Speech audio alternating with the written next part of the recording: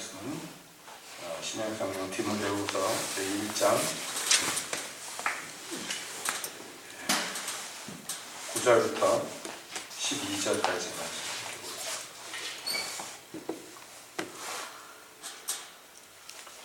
디모데후서 1장 9절부터 12절까지 함께 보시겠습니다. 하나님이 우리를 구원하사 거룩하신 부르심으로 부르심은 우리의 행위대로 하심이 아니요 오직 자기 뜻과 영원한 때 전부터 그리스도 예수 안에서 우리에게 주신 은혜대로 하심이라. 이제는 우리 구주 그리스도 예수의 나타나심으로 말미암아 나타났으니 저는 사망을 폐하시고 복음으로써 생명과 썩지 아니할 것을 드러내십니다. 내가 이 복음을 위하여 반포자와 사도와 교사로 세우심을 입었노라. 이를 인하여 내가 또 이 고난을 받되 부끄러워하지 아니함은 나의 의뢰한 자를 내가 알고 또한 나의 의탁한 것을 그날까지 저가 능히 지키실 줄을 확신함이라. 아멘. 하나님, 이 시간에 주님의 말씀을 듣기 원합니다. 오셔서 저희 중에서 말씀하여 주시옵소서. 예수님의 이름으로 기도합니다. 아멘. 우리가 함께 디모데후서의 말씀을 계속해서 살펴보고 있습니다. 지난 시간에 우리가 함께 말씀을 통해서 사도 바울이 그 믿음의 아들 디모데에게 원하는 바가 있다 그랬죠. 그를 빨리 만나서 그를 위해서 기도하기를 원했습니다. 그래서 일찍이 디모데가 받았던 하나님으로부터 받았던 은사가 다시 불일 듯 하게 되기를 원했습니다. 왜냐하면 그 성령이 불일 듯 해야지 하나님의 뜻이 이루어집니다. 성령이 어떤 영이라고 그랬어요? 겁내거나 뒤로 물러나게 하는 영이 아니다 그랬습니다. 바로 능력과 사랑과 절제하는, 근신하는 영으로서 우리 중에서 역사하시고, 그래서 그 능력을 힘입어서 그리스도의 복음을 위해 힘쓰고 그리스도의 복음을 위하여 고난받는 자리, 그 자리로 우리를 나아가게 이끄시는 영이라 그랬습니다. 여러분, 그 성령이 우리 중에 계시고 우리 가운데 역사하시는데요, 그 성령이 불일 듯하지 않으면 이 하나님의 뜻이 이루어지지 않는단 말이죠. 우리가 성령 충만 받아야 되는, 그러니까 가장 근본적인 이유는 무엇이냐면 하나님의 이 복음 사역을 이루기 위해서입니다. 여러분 명심하시기 바랍니다.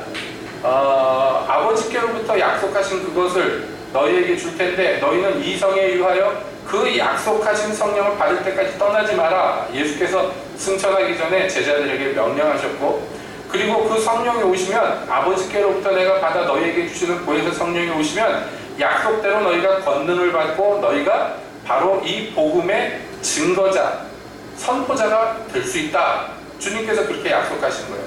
그러니까 성령이 우리에게 임하시면은 그것이 능력으로 나타나는데 가장 근본적인 이유가 뭐라고 그랬어요? 복음을 전하게 하기 위해서다 그랬습니다. 그러니까 성령이 아니면은 복음을 전할 수가 없어요. 복음을 전할 수 없다는 것은 어폐입니다. 뭐냐면 증거자가 될 수 없습니다. 성령이 아니고는 증거자가 되지 못하는 것은요, 하나님의 복음이라는 것은 지혜의 말에 권하는 것에서 그치지 않기 때문입니다. 다시 말하자면 어떤 도덕적인 윤례나 또는 이 세상 살아갈 수 있는 아주 지혜로운 방법들, 여러분 물론 성경 안에 그런 것들이 있습니다만은 그것으로서는요 사람이 구원받지 못한다. 그런 충고들 가지고는 아무것도 변화가 없습니다. 여러분 다른 종교의 경전에도 좋은 말들이 얼마나 많습니까? 그리고 그것들대로 살면 얼마나 착하게 살 수 있겠습니까? 그러나 그것이 사람을 온전히 구원하지 못해요. 사람을 구원시키는 것은 하나님의 역사입니다. 그 하나님의 역사가 어떻게 일어납니까? 성령으로 말미암아 역사하여 일어나는 것이에요.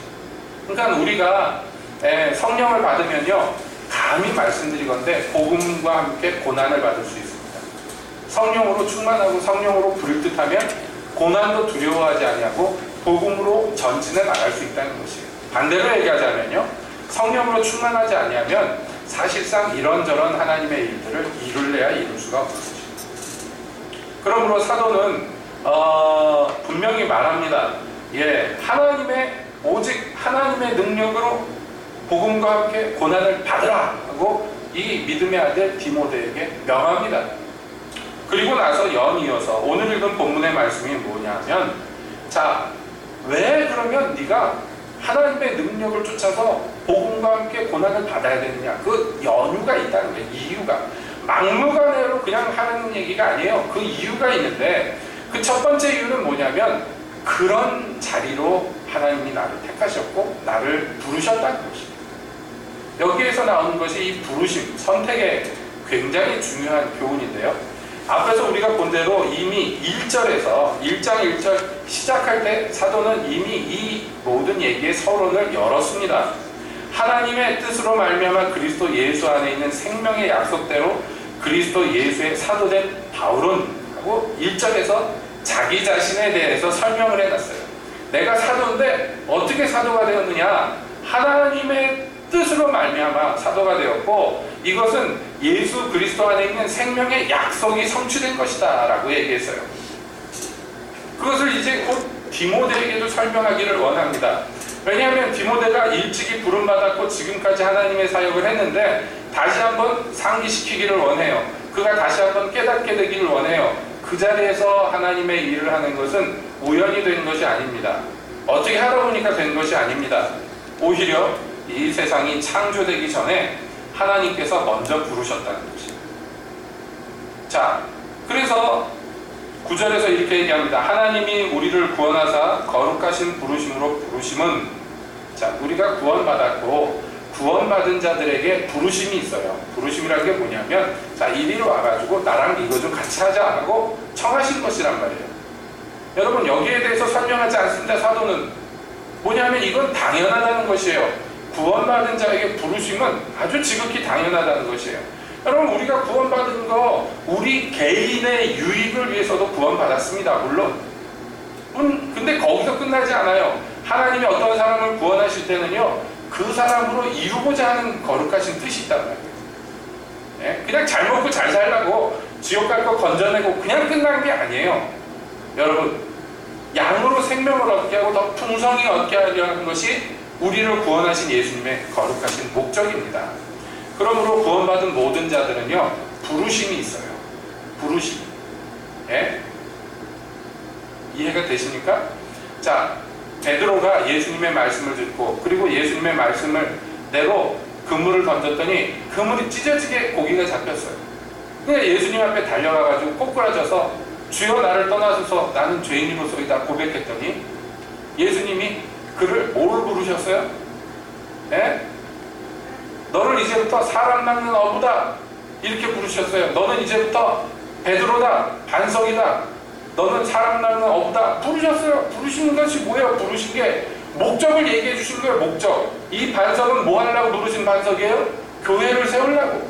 내가 교회를 이 반석 위에 세우겠다 그랬어요. 예? 사람 낚는 어부가 되게 하려고. 그건 뭐예요? 이 반석이 해야 될 일이 뭐예요? 교회가 세워져야 되는데 그럼 건축물을 세우는 게 아니잖아요. 교회라는 것은 무엇이냐? 사람이란 말이에요. 사람. 이 사람들을 구원해야 그게 교회가 되잖아요. 그러니까 교회의 초석이 되게 하기 위해서 하나님께서 예수님께서 베드로를 선택해서 부르신 거예요. 그러니까 베드로가 구원받을 때 이미 부르셨던 부르심이 있단 말이에요. 그 부르심이 무엇이냐? 이게 굉장히 중요한 거예요. 여러분, 사울이 살기가 등등해서 예수 믿는 사람들을 잡아 죽이다가 다메섹 도상에서 예수님을 만났어요. 꼬꾸라졌어요. 주여 뉘시니까 나는 네가 핍박하는 예수다 그랬어요. 거기서 꼬꾸라져서 장님이 됐어요. 여러분, 그가 장님이 돼서 사람들 손에 이끌려가지고 식음을 전폐하고 며칠 동안 그러고 있는 동안에 주께서 그가 어떤 일을 위해서 부르심을 받았는지 보여주셨어요. 아나니아를 보내서 그에게 안수하게 했을 때 아나니아가 주님, 그 사람이 교회를 핍박하고 우리를 잡아 죽이려고 오던 사람 아닙니까? 그랬더니 가서 안수해라고.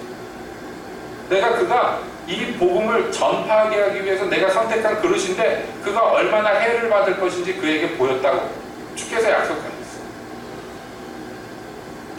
그래서 아나니아가 가서 그에게 기도합니다. 형제 사울아, 내가 길에서 만났던 예수님, 그분이 나를 너에게 보내서 너로 너에게 기도하게 하셨다. 안수해서 너로 성령이 충만하게 하겠다. 여러분, 그가 예수님을 만나고 꼬꾸라졌어요. 그 자신이 뭐예요? 구원의 길에 들어선 것이죠. 그때 주께서요, 뭐 때문에 너를 택하고 뭐 때문에 너를 거꾸로 들였는지 보여주셨단 말이에요. 너 같은 거 왜 불렀는지, 죄인을 괴수와 같은 교회를 핍박하고 잔해하던 자 너 같은 걸 왜 선택했는지 주님이 보여주셨어요. 여러분, 이것이 어떤 사도들에게만 일어나는 일입니까? 그렇지 않습니다. 여러분, 한 사람 한 사람에게 하나님이 부르신 부르심이 있습니다.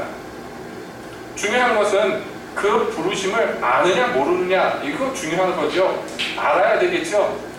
부르심의 내용도 알아야 됩니다만은 먼저 알 것은요, 이 부르심이 그냥저냥 사람의 뜻으로 된 부르심이 아니다 하는 것을 먼저 알라는 거예요. 이 부르심은 어떤 부르심입니까? 사람의 행위에서 난 것이 아니에요. 오직 자기 뜻과 영원한 때 전부터 그리스도 예수 안에서 우리에게 주신 은혜대로 하나님이 부르신 거래요. 하나님이 영원 전에 선택하시고 계획하셔서 그래서 그리스도 예수 안에서 우리를 부르셨습니다. 여러분, 이건 하나님 뜻으로 부르심 받은 거예요. 그러므로 주의하고 또 주의해야 됩니다. 우리나라에 우리나라 말고도 다른 나라에도 뭐 그런 현상들이 없잖아 있습니다만, 뭐냐면 젊은이들이 은혜 받아가지고 막 구원받아서 은혜 받고 막 그러면은 어른들이 당신 하나님의 종 돼야 된다고, 신학교 가라고, 그래가지고 신학교를 막 보냅니다. 그러니까 그건요, 선택지가 굉장히 작아요.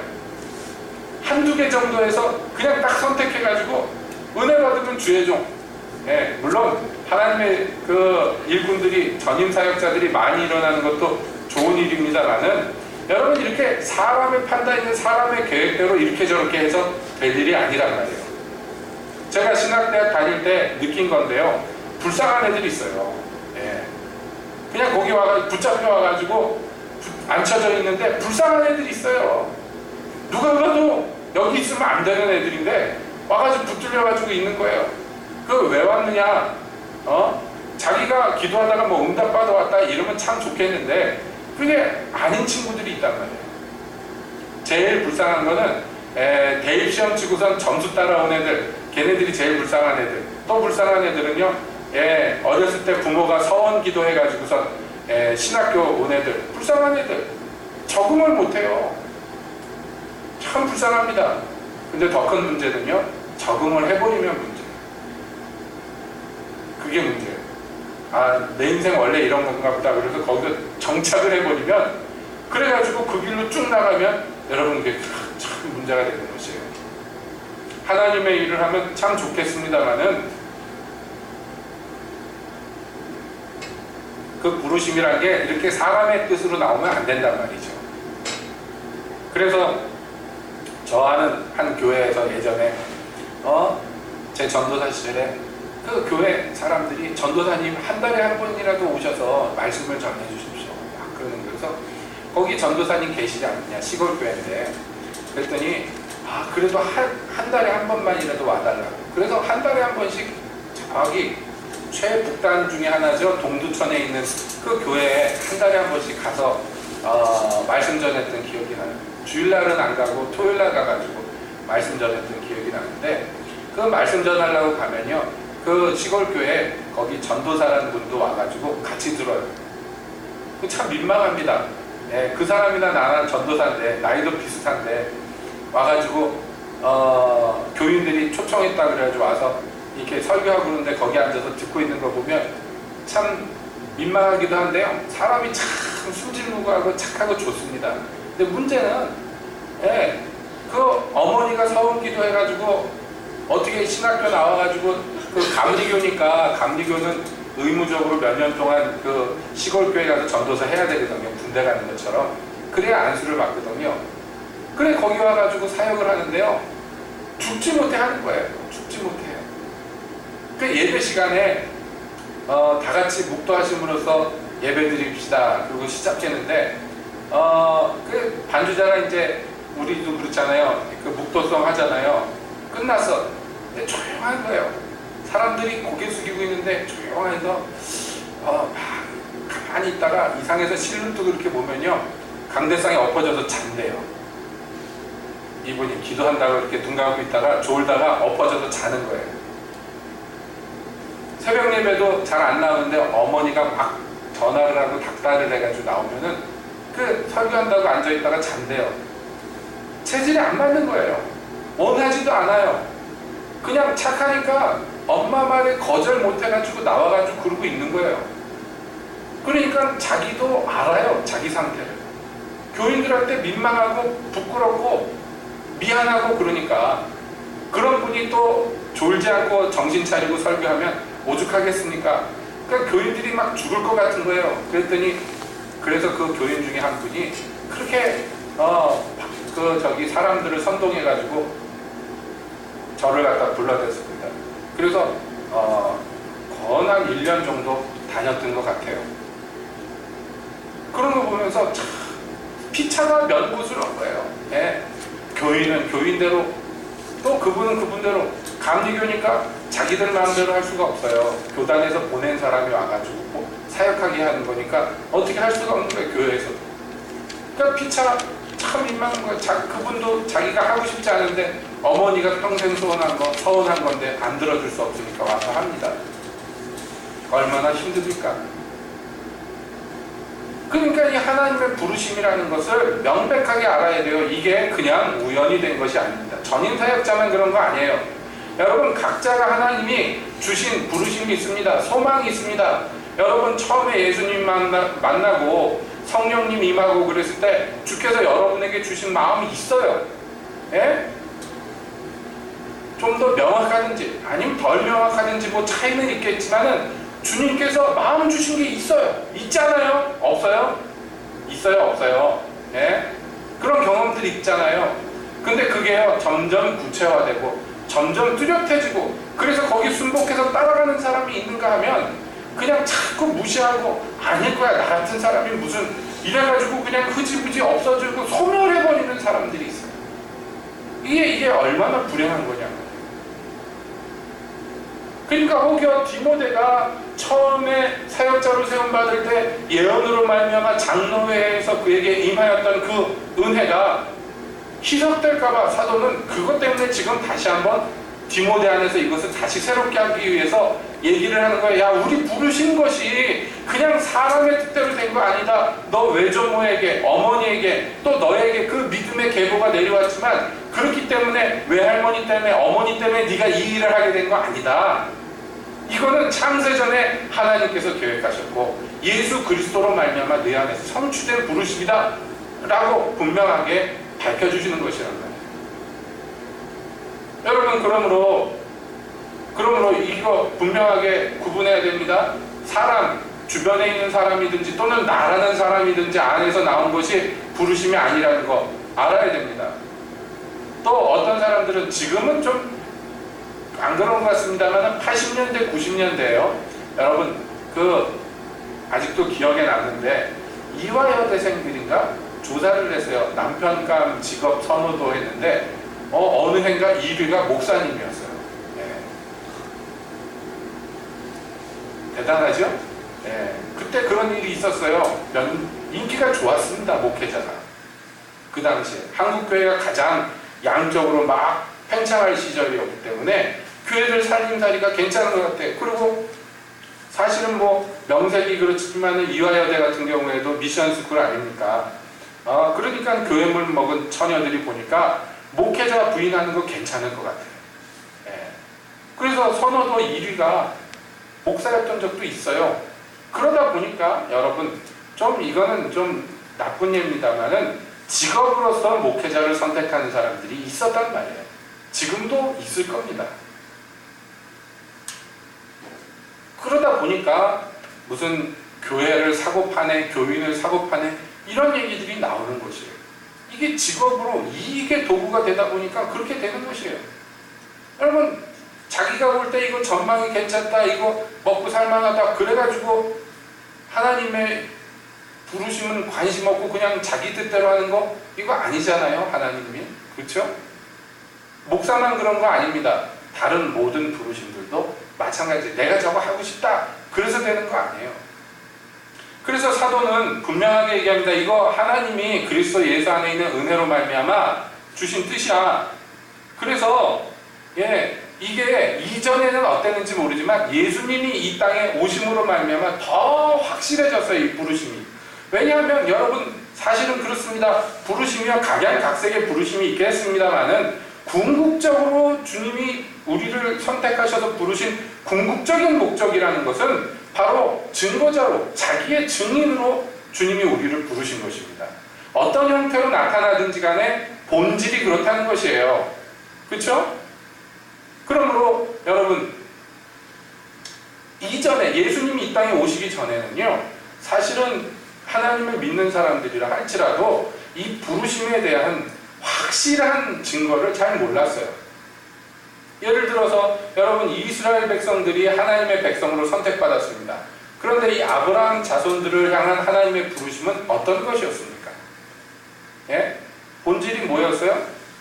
너희로 말미암아 천하 만국이 복을 얻게 하는 것. 이게 하나님의 높으신 부르심 아니에요? 아브라함 자손들을 통해서. 근데 아브라함 자손들이 그걸 몰랐단 말이에요. 이해를 못했어요. 그래서 그 아브라함 자손들의 그 거룩한 계보가 교회로 옮겨지는 것입니다.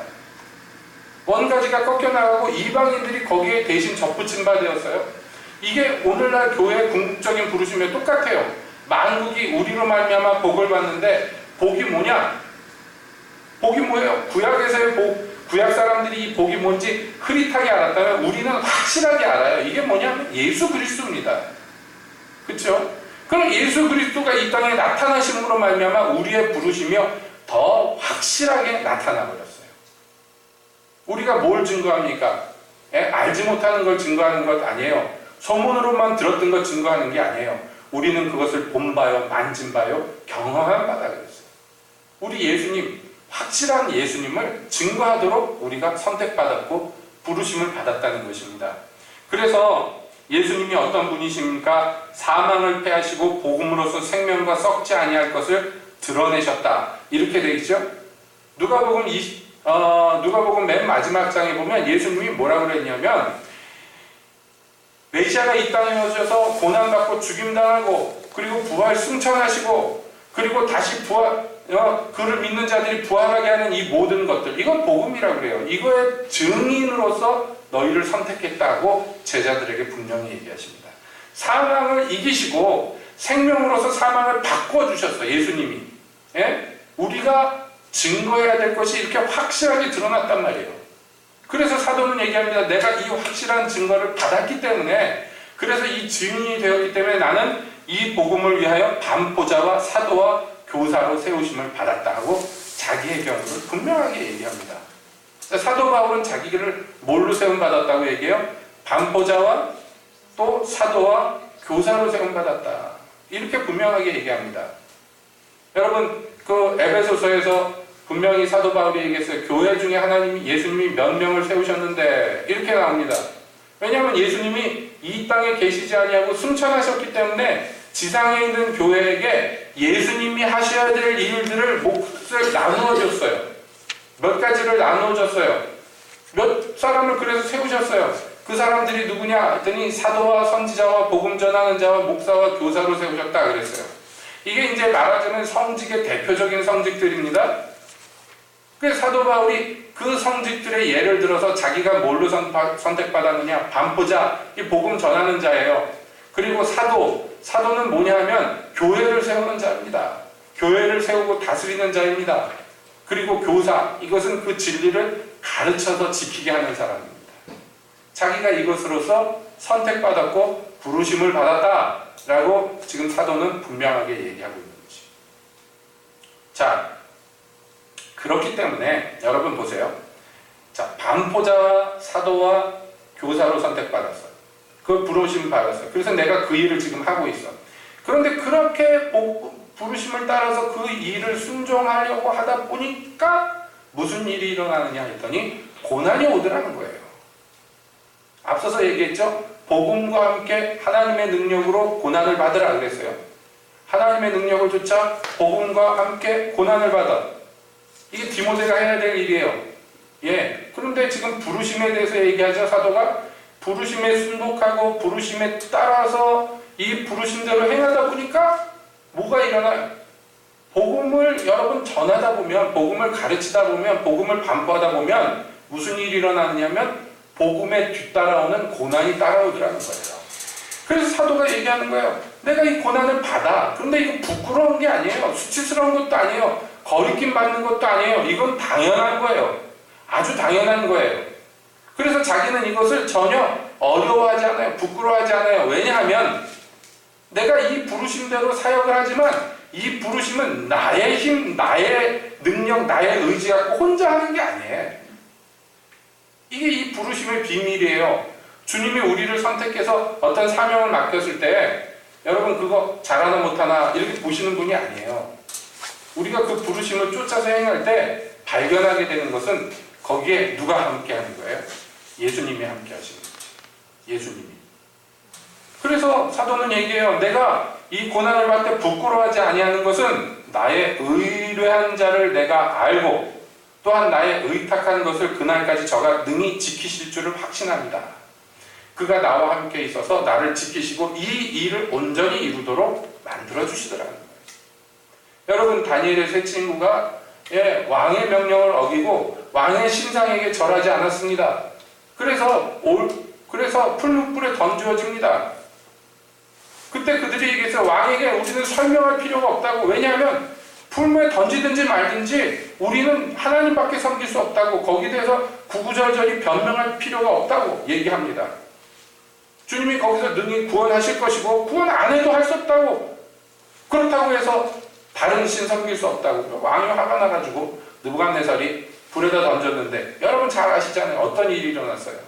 왕이 깜짝 놀랐어요. 우리가 3명 불에다 던졌는데 왜 4명이 있냐는 거예요. 거기에. 그리고 그 4명째 되는 4번째 사람을 보니까 사람이 아니야. 신이야, 신. 이 무지한 이방인들이 봐도 굉장한 어떤 영광의 존재가 거기에 함께 있더라는 거예요.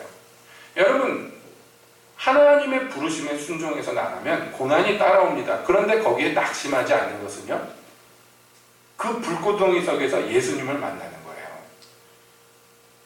이게 순종하는 자들이 누리는 축복입니다. 비밀입니다.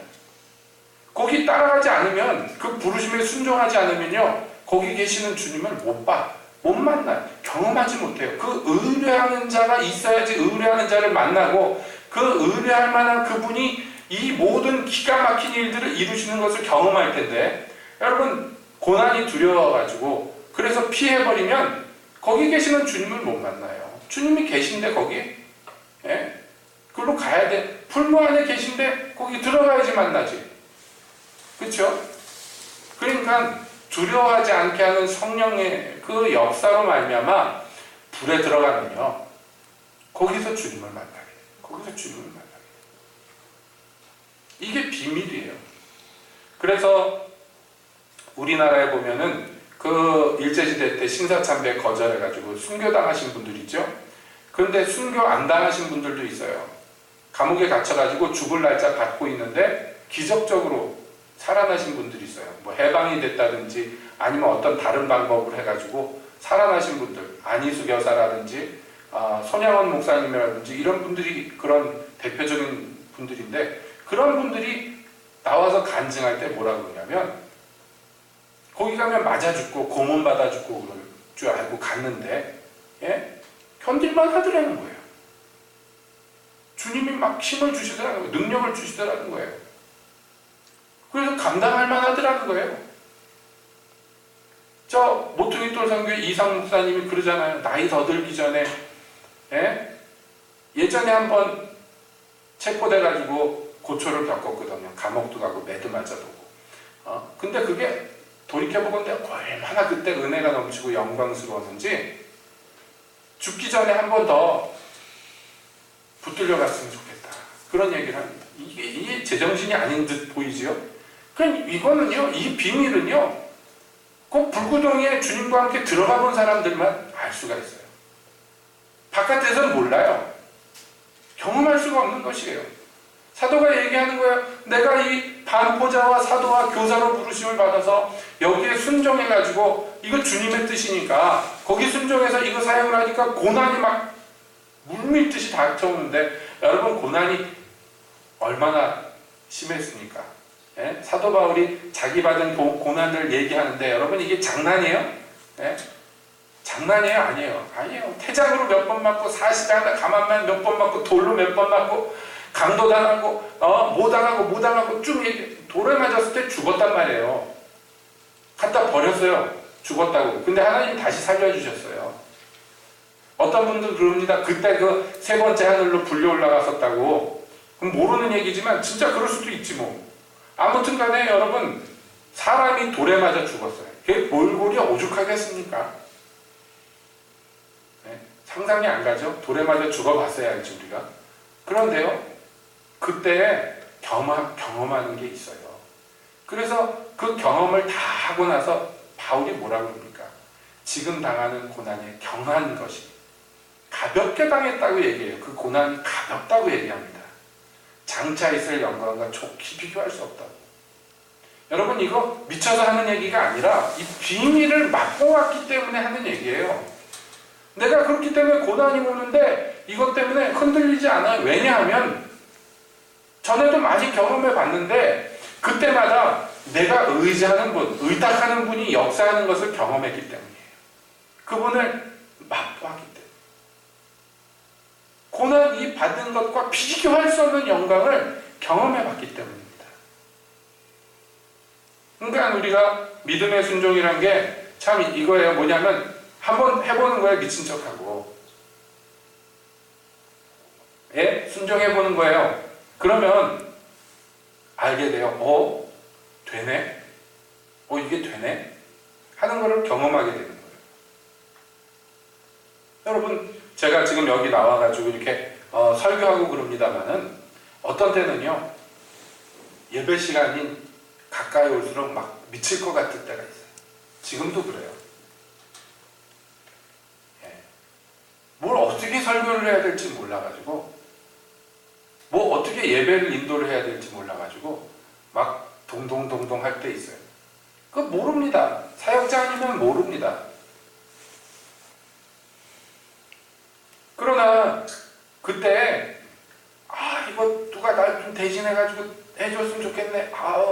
막 이런 생각이 막 불빛듯이 막 밀려오는데 그래도 순종하고 나가는 거예요.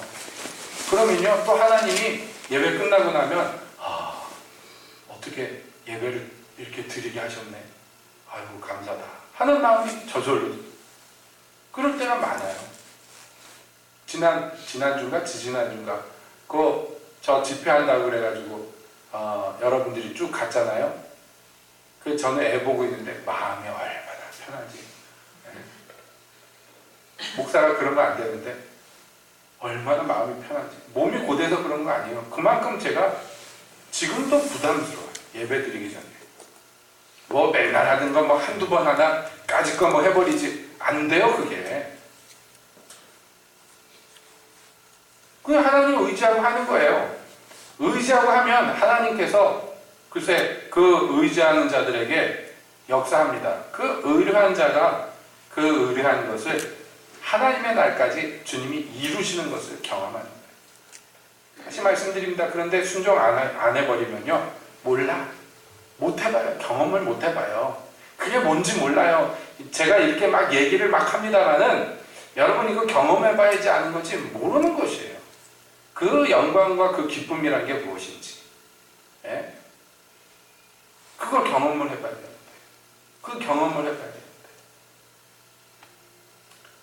그러므로 사도는 디모데가 그 부르심에 순복하여서 지금까지 잘하여 왔습니다만은 지금 인생 말년의 디모데에게 그 믿음의 아들에게 간절히 얘기하는 거예요. 다시 이게 새롭게 되기를 원하는 거예요. 우리 디모데전서 봤습니다. 디모데전서에서 주로 한 것은 뭐냐면 내가 엄히 명하는데 너 열심히 내라. 예? 너 열심히 훈련해라. 열심히 해가지고 이거 이뤄내라. 계속해서 그를 갖다가 뒤에서 막 밀어댑니다. 주님께서 이렇게 하셨으니까 너도 힘을 내라. 디모데후서는 조금 다릅니다. 뭐냐면 이제 마지막 유산을 물려주는 것 같이 얘기하는 거예요. 마지막 자기가 다 달려왔잖아요. 인생길을 주님께 순종해서 달려왔잖아요. 그것들을 이제 자기 아들에게 유산으로 물려주듯이 그렇게 물려주는 것이에요. 내가 반포자와 사도와 교사로 부르심을 받았고 그래서 그 부르심대로 행해서 고난도 여러 번 겪었는데 디모데야 그 고난 가운데서 내가 부끄러움이 없었다. 그렇게 얘기하는 거예요. 그러니까 너도 부끄러워하지. 우리말 성경에 이 부끄러워한다고 번역이 됐는데 이게 부끄러워 이런 것만 있는 게 아니에요. 이게 뭐냐면 두려워서 쭈삣쭈삣하는 거예요. 안 했으면 좋겠다 그래서 피하는 거예요. 그런 마음을 갖는 그 가치 없게 생각하거나 영광스럽지 않게 생각하는 마음 이런 것들을 통칭하는 것입니다. 내가 해보니까 고난도 받고 현재 그 고난의 중심에 있습니다. 쇠사슬에 묶여 있습니다. 복음 사역 때문에. 하지만 이런 일 저런 일을 겪어봤지만 이거 부끄럽지 않고 자랑스럽고 영광스럽더라. 왜냐하면 거기에서 그때 주님을 간절히 의지했더니 주님이 오셔서 이렇게도 하시고 저렇게도 하시더라. 여러분 이걸 봐야 돼요. 베드로가 옥에 갇혔습니다. 헤롯이 그를 붙잡아다가 옥에 가둬놨습니다. 착고에 채우고 쇠사슬로 묶고 간수 사이에 누워 있었습니다.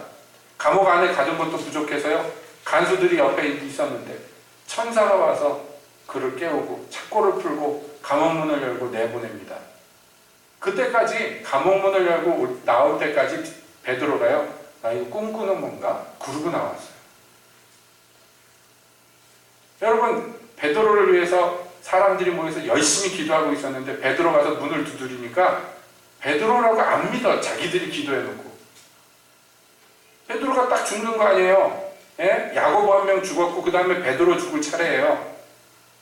그 베드로가 죽는 차례인데 그러니까 얼마나 간절히 기도했겠어요. 교회가. 베드로 가서 문을 두드리니까 계집아이 하나가 베드로 사도 왔다고 그러니까 미친 소리 하지 말라고 얘가 아니라고 진짜라고 그러니 그러면 그의 천사가 왔나 보다 이딴 소리 합니다. 압니다. 베드로가 풀려날 가망성이 전혀 없는 거예요. 그런데 베드로가 풀려났어요. 여러분 교회가 그것을 보았어요. 베드로도 보았어요. 죽을 사람은 죽었습니다. 물론 야고보는 죽었어요. 그러나 베드로는 아직 하나님이 살려두기로 했으면 절대로 안 죽어. 살려줘야 돼. 왜냐하면 부르심이 아직 완성이 안 됐어요. 그러니까 살려주려고 그러면 별나게 다 살려주는 거예요. 하나님이. 그렇죠? 여러분 그러니까 죽고 사는 게 사실은 자기가 살고자 해서 사는 것도 아니고 죽자고 해서 죽는 것도 아닙니다. 하나님이 해주시는 거지. 하나님이 해주시는 거지.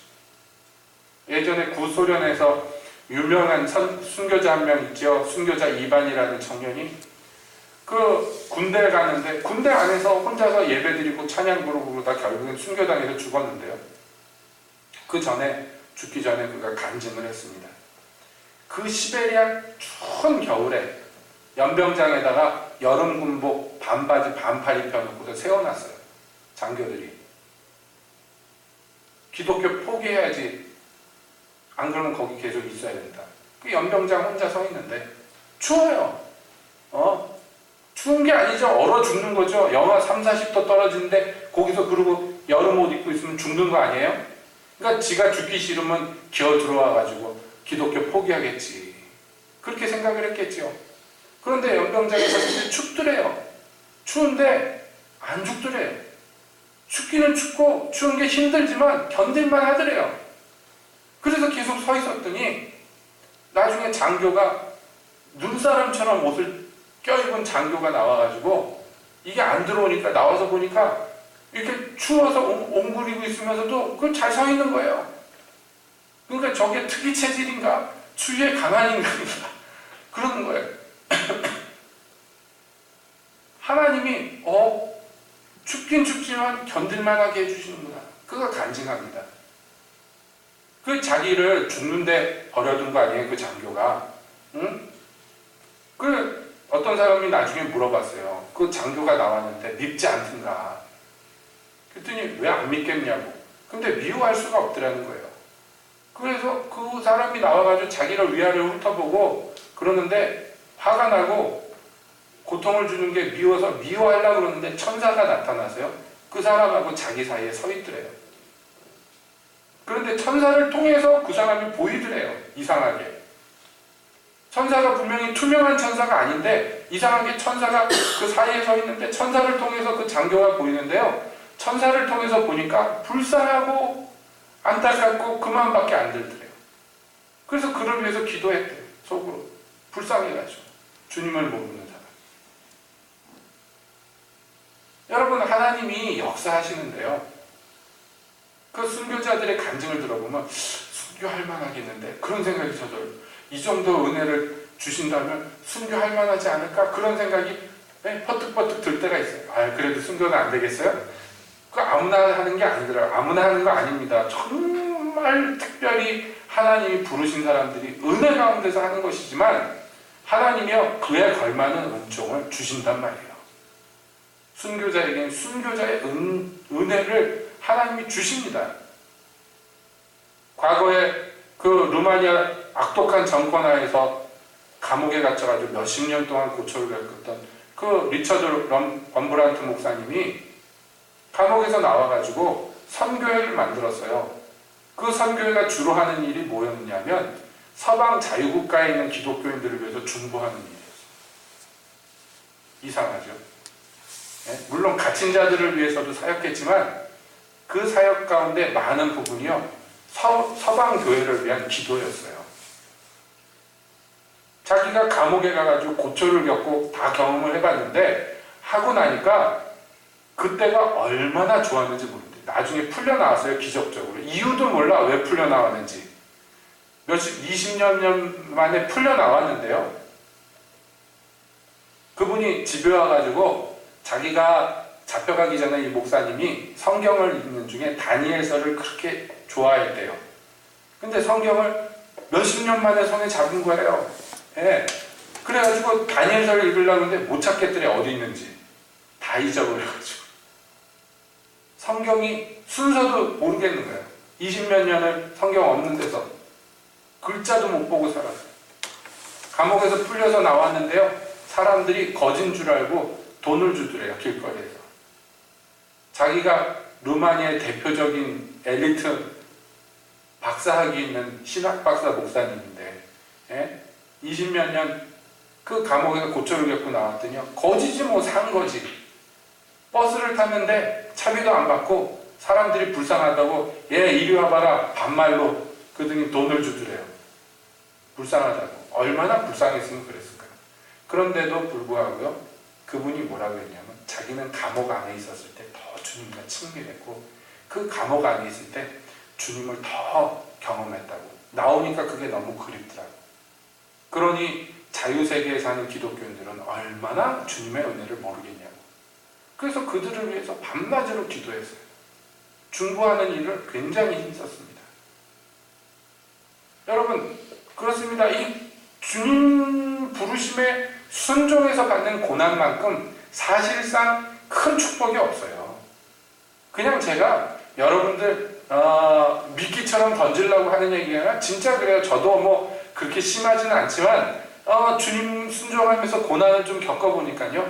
여러분 그게 얼마나 내가 잘못해서 하는 건 아니고 내 인생 고달퍼서 겪는 고통 말고 주님의 부르심에 따라가다 보니까 당하는 고난들이 얼마나 그것이 그 당시에는 슬프지만 지나고 보면요 그게 얼마나 큰 은혜고 영광인지 정말 좋게 비교할 수 없어요. 좋게 비교할 수 없습니다. 그러니까 결론적으로 얘기하자면 여러분 주님의 부르심을 간절히 찾고 그 부르심을 알았다면 순종하세요. 순종하세요. 오전에도 저희가 말씀드렸죠. 결심했다. 여러분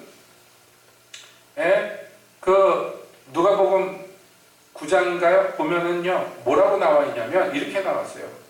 예수께서 승천하실 때가 가까운 줄을 아시고 그 마음에 결심하고 예루살렘을 향하여 가시더니 이렇게 돼 있어요.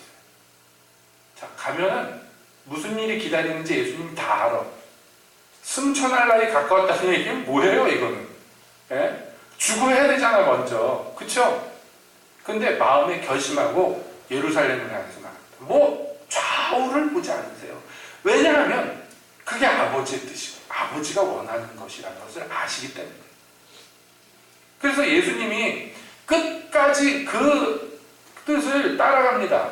마지막 잡히기 전날 밤까지 그렇게 나아가잖아요. 아버지, 할 수만 있으시면 이 잔을 내게서 지나가게 하시옵소서. 그것 그렇게 예수님이 썩 좋아하실 만한 잔이 아니에요. 아니, 예수님이 싫어하시는 잔이에요. 아버지 하나님으로부터 버림받는 잔, 예? 죄인의 형상을 입고 주님의 심판, 저주 가운데 떨어지는 잔, 그거를 아버지 품에 독생하신 영원전부터 하나님과 하나이신 예수님이요, 그거 기뻐할 수가 없잖아요.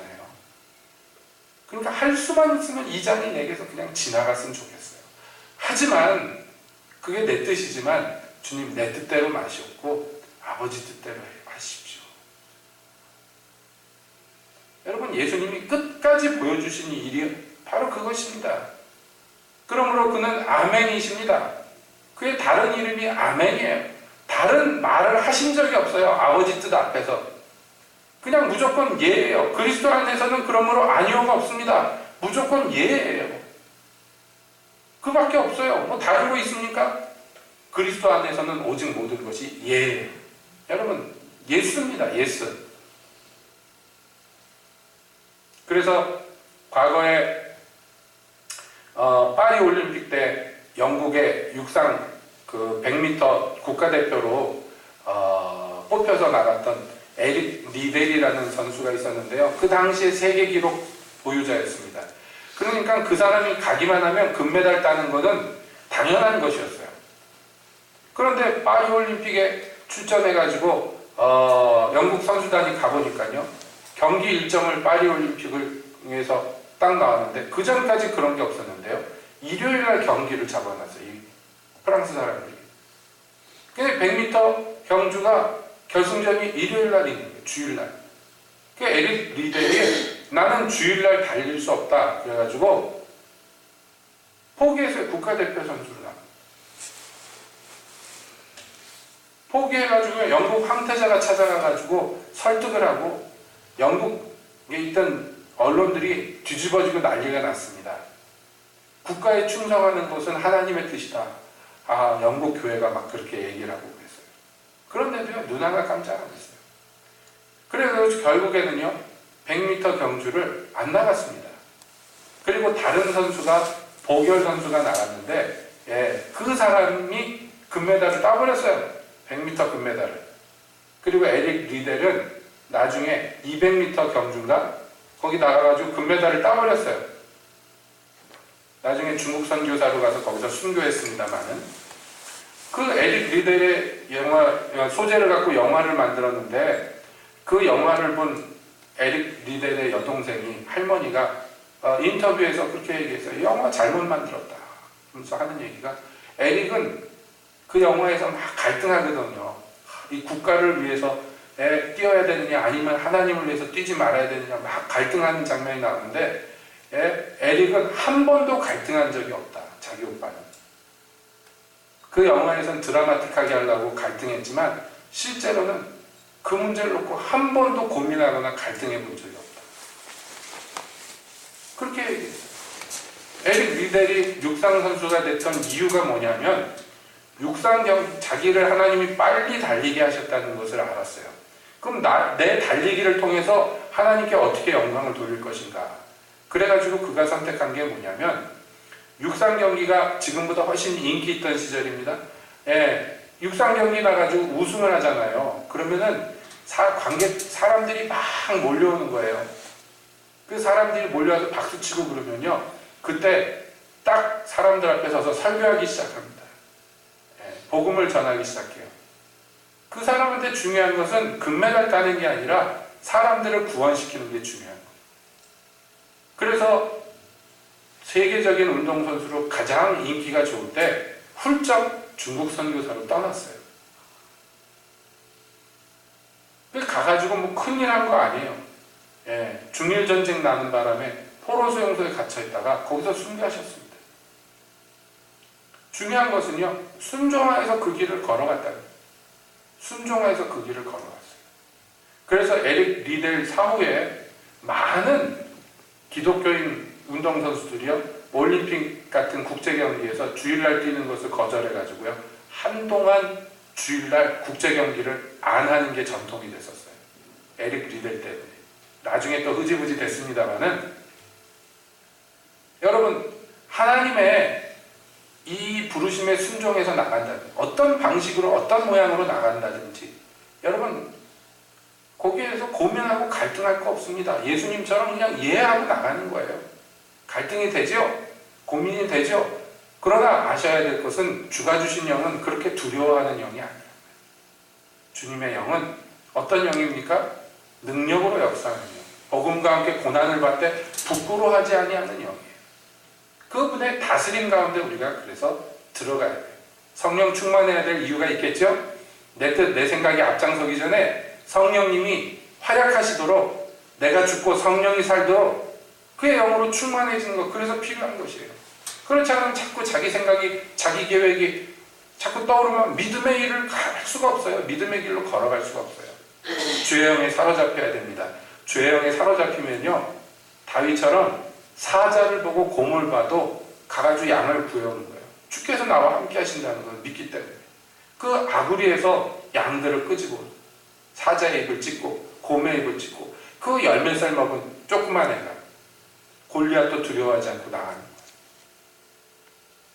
그가 주님을 힘입고 나가봤더니 이겼기 때문이에요.